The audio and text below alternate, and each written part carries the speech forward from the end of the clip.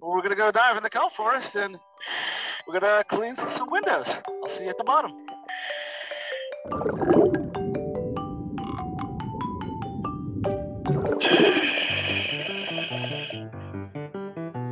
Today we're in the kelp forest exhibit at the Monterey Bay Aquarium. It's about 28 feet deep. And this exhibit alone holds over 350,000 gallons of salt water. We're focused on the windows, getting all the algae so it's always nice and clear to see in it. And these fish are swarming me because at the end of this, we're going to feed out these animals too. So there's a bucket of food down there. They smell it and they're here for a bite. Hello, buddy. We start down here at the bottom. We work from side to side and we slowly work our way up to the top. And the reason we do that is because as divers, you're dealing with different pressures in the water column.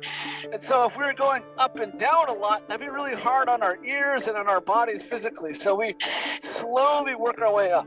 The main tools is this suction cup right here. So I can position myself and hold myself on the window. And our main is a rag. So we're just basically wiping everything down. And if you get the right angle, you might find a spot of algae. And if I have a scraper, a little blade, I can remove that little spot of algae.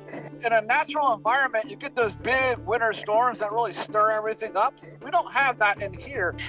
So we will send a special team in, and their job is to scrub the rocks and brush the algae and really get that detritus off it and into the water column and kind of sucked out back through a filtration system. The most enjoyable part about cleaning this tank, and there's a lot, the most is all my friends in this exhibit.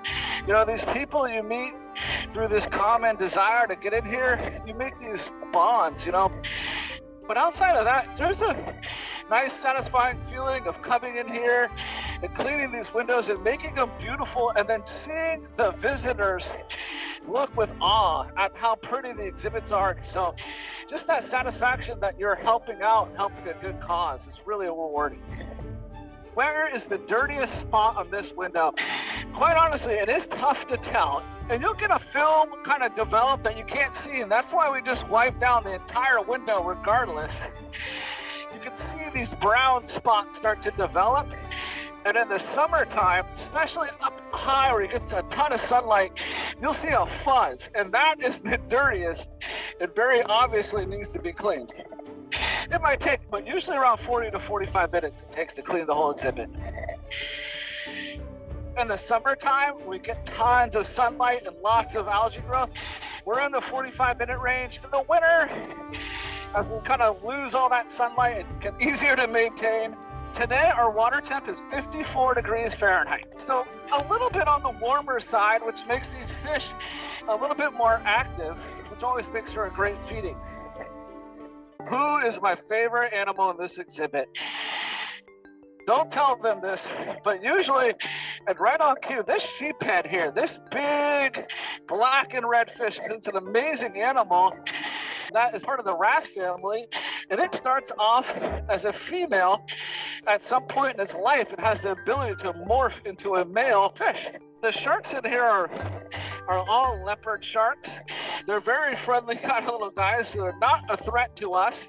And we do get that question all the time, are you worried about diving with these sharks? In the wild, these leopard sharks, and you can see they're called leopard sharks because that cool pattern they have, they're bottom feeders.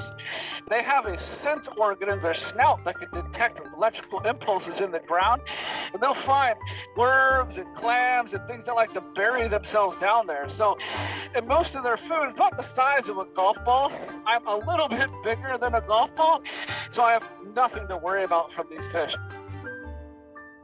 One of the interesting things about cleaning this exhibit or diving in this exhibit versus say diving in the wild is if I was in the open ocean, all these fish would be nowhere near me.